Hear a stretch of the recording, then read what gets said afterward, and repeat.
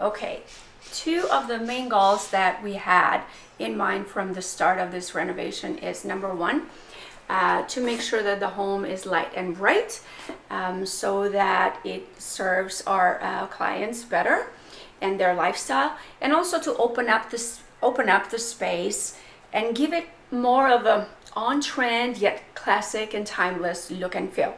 So here's how we accomplished our goals partially. So number one, we ended up expanding all the openings to the house. It made no sense to knock all the walls down and open it up and get that open concept look and feel, because it really doesn't go with the style of the home.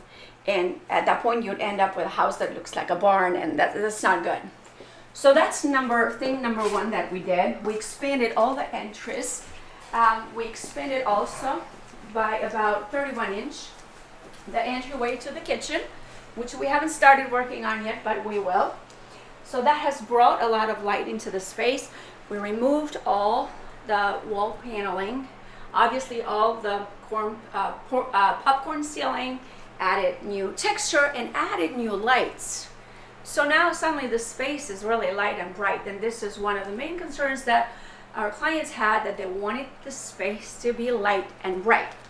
So let me show you even here. Now remember, this is a work in progress, so we're not finished. So, but even in the den, we ended up adding more lighting, because without it, it was, as you can see, very, very dark.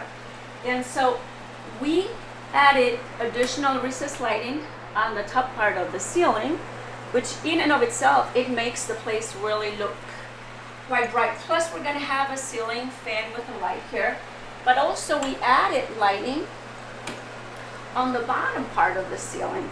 And this works really well, especially in the evenings, because it gives you a very, like, an ambient lighting atmosphere versus all being bright. So this is not finished, so I'll get back to you in another video where we'll show you the finished product.